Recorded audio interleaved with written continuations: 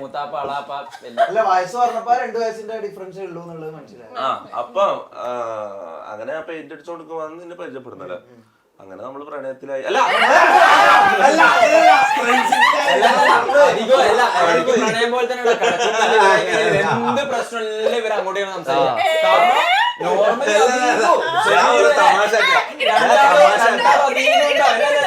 അല്ല എല്ലാം സംസാരിക്കാതെ ഞാൻ ഏറ്റവും കൂടുതൽ സംസാരം കൊണ്ട് എന്ത് പ്രശ്നം ഷമീറ ഷമീറ ഷമീറ പിന്നെ മുനു എന്റെ മോനോ. അപ്പൊ ഇവൻ വലിയ വീട്ടിലെ പ്രണയത്തിൽ ഞാൻ തമാശ ആക്കിയതാ. അതൊന്നും എടുത്ത് ഇതാക്കി ഹൈലൈറ്റ് ആക്കി ഇടല്ലേ പ്ലീസ്.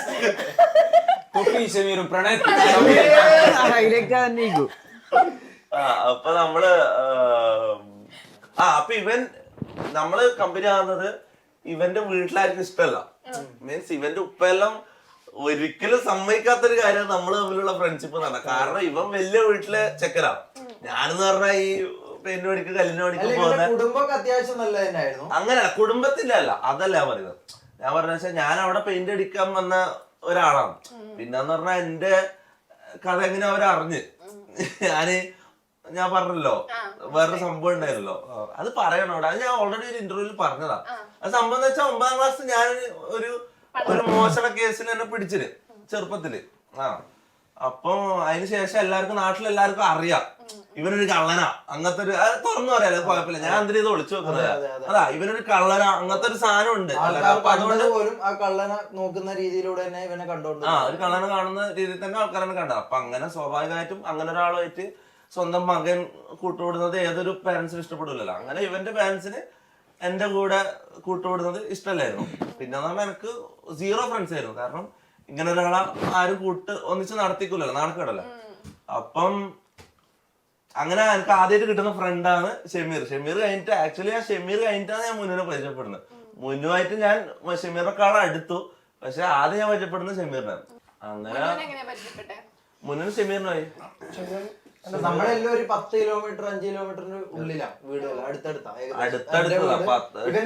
കുറച്ച് ദൂരമുള്ളൂ. അല്ല, അതായത് ഞാൻ പറഞ്ഞല്ലോ, നമ്മള് 4 പേരായിരുന്നു ഗ്യാങ്ങില്.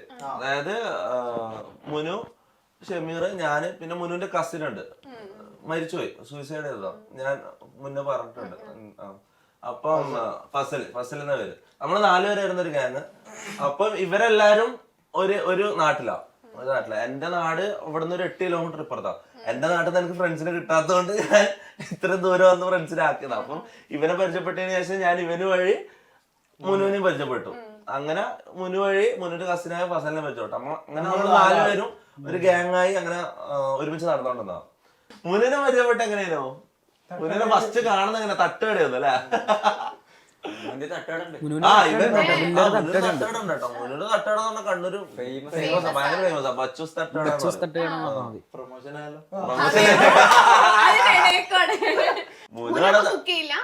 പിന്നെ ഞാൻ എന്ത് ഉണ്ടാക്കുമ്പോഴോ പിന്നെ മല്ലിപ്പൊടിന്റെ മണം വന്ന മല്ലിപ്പൊടി കുറച്ച് കൂടുതൽ അപ്പൊ എല്ലാ ടേസ്റ്റ് ബഡ്സും കറക്റ്റ് ആക്കും.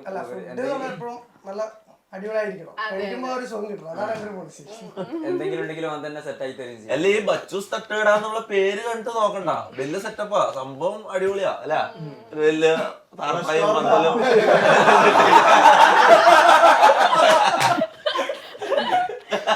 അങ്ങനെയല്ല സംഭവം. അവിടുത്തെ ഫുഡ് ഭയങ്കര ഫേമസ്. അവിടെ ഫുൾ ക്രൗഡാ, നല്ല ക്രൗഡാ അവിടെ. അപ്പം മുനു എന്ന് പറഞ്ഞാൽ അവിടെ എത്ര വർക്കേഴ്സ് ഉണ്ട്? ഇപ്പൊ 10 8 12 വർക്കേഴ്സ് ഉണ്ട്. അപ്പൊ മുനു ഇവിടെ വന്ന് നമ്മളവിടെ ചില്ല് ചെയ്ത് നടക്കും, അവിടെ അവര് പണിയെടുക്കും. ഇവർ രാത്രി കണക്ക് ഇവന് കിട്ടും. അതാണ് ഇപ്പൊ മുനുവിന്റെ ലൈഫ് അല്ല. പിന്നെ ഉള്ളത് എത്രത്തോളം ഹാപ്പിയാണ്? ഇപ്പം തൊപ്പിയുടെ ഗ്രോത്ത് ഫുൾ കണ്ടിട്ടുള്ള ഒരാളല്ലേ, അപ്പം എത്രത്തോളം ഹാപ്പിയാണ്? ഒരു പീക്കിലാണ് ഉള്ളത്.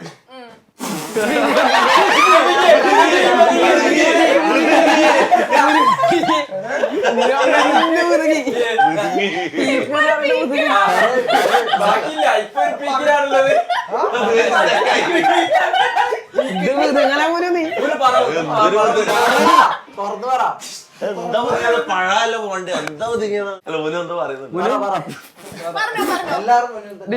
എല്ലാരും മുന്നിൽ തന്നെ പീക്കിൽ നിൽക്കും. വേറെന്താ ചോദിച്ചു ഇപ്പൊ ഞാൻ ഹാപ്പിയാണ്. എന്നോട് ചോദിച്ചത് ഇതിന്റെ വളർച്ചയിൽ നിനക്ക് എന്ത് തോന്നുന്നു ചോദിച്ചാ. അതല്ലേ പറയുന്നത്, ഞാൻ ഹാപ്പിയാണ്. ഞാൻ പീക്കിലാണ്. അതെ. അതുകൊണ്ട് എല്ലാ പ്രശ്നങ്ങളും ആ മുമ്പുണ്ടായ സീനൊക്കെ കണ്ടതായിരുന്നു നേരിട്ട്.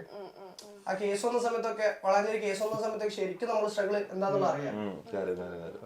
പിന്നെ മുനുവിന്റെ സ്വപ്നങ്ങളെല്ലാം മുനു യാഥാർത്ഥ്യമാക്കുന്നത് എന്നിലൂടെയാണ്. മുനുവിന്റെ ആദ്യത്തെ ഏറ്റവും വലിയ ആഗ്രഹമായിരുന്നു ഒരു ഫോർച്യൂണർ എടുക്കണം എന്നുള്ളത്. ഞാൻ 2 ഫോർച്യൂണർ വാങ്ങിയിട്ടുണ്ട്, ഒരു ബ്ലാക്കും ഒരു വൈറ്റും, ഒന്നിവനും ഒന്നെനിക്കും. പിന്നെ മുനുവിന്റെ ആഗ്രഹം എന്ന് വെച്ചാൽ BM ആയിരുന്നു. BM മുനുവിന്റെ മാത്രം ആഗ്രഹമല്ല, BM വേറൊരു സ്റ്റോറിയാണ്. അത് എന്റെ ഒരു ഭയങ്കര ആഗ്രഹമായിരുന്നു. അങ്ങനെ ഞാൻ തീർത്താ. അപ്പൊ മുനുവിന്റെ പല ആഗ്രഹങ്ങളും മുനു സാധിക്കുന്ന എന്നിലൂടെയാണ്. അങ്ങനെ ഒരു സംഭവം ഉണ്ട്. ആഗ്രഹം ഉണ്ടായിരുന്നു, ഇവരെടുത്ത് ആവശ്യമില്ലല്ലോ, കൂടിയാണല്ലോ. അടുത്തതിന് വണ്ടി കൂടി ആയല്ലോ. പിന്നെ അവർക്ക് അങ്ങനെ ആഗ്രഹങ്ങൾ സഫലീകരിക്കാം. വേറെന്തോ ഉണ്ടായിരുന്നല്ലോ അതിന്റെ അടുത്തെന്താ നിന്റെ ആഗ്രഹം? അടുത്ത മോഡലിംഗ്. ഇപ്പൊ മുനുവിന്റെ അടുത്ത ഗോൾ എന്ന് പറഞ്ഞാൽ ലോകം അറിയപ്പെടുന്ന മോഡലാണെന്നാണ് ആഗ്രഹം. പക്ഷേ ഈ മുഖം വെച്ച് പെരിച്ചായിനെ പോലുള്ള മോന്ത വെച്ചിട്ട് ഉണ്ണിമുഖം. ഉണ്ണിയുണ്ടോ? ഇതിന്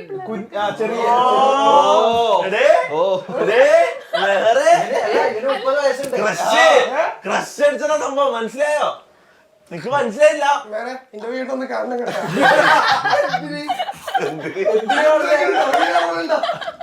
ഇപ്പൊ കണ്ടാല് ഇന്റർവ്യൂ കാണുന്നല്ലോ പറഞ്ഞേ. ഇപ്പൊ കണ്ടാ മതിയാണ്. നീ ഇന്റർവ്യൂ കണ്ടോ? നീ ഇപ്പൊ കണ്ടാ മതി. പിന്നെ അടുത്ത വക്കീല്. വക്കീല് പറഞ്ഞ മറുപടി ഉണ്ടോന്ന് ചോദിച്ചാ ഇല്ലേന്ന് ചോദിച്ചാ ഇല്ല. അങ്ങനെ ഒരാളാണ്. അവിടെ എന്താ മൂപ്പർ അവിടുത്തെ കഴിയുന്നു.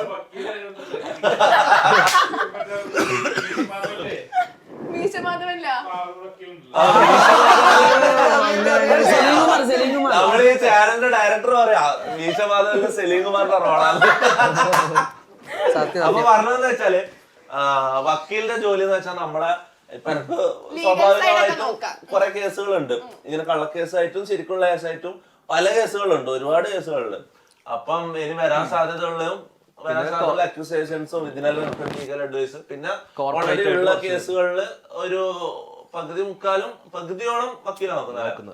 എന്റെ എല്ലാ കേസും അല്ല, പകുതി കോൺട്രാക്ട്സും കാര്യങ്ങളാണ് ഇപ്പൊ നോക്കുന്നത്, ആസ് ഓഫ് നൗ നോക്കുന്നത്. പിന്നെ കുറച്ച് ബ്രാൻഡ് അംബാസിഡർ കോൺട്രാക്ട്സ് ഉണ്ട്, പിന്നെ ഇടയ്ക്ക് കോർപ്പറേറ്റ് മീറ്റിംഗ്സ് വരും. അപ്പൊ അങ്ങനത്തെ കാര്യം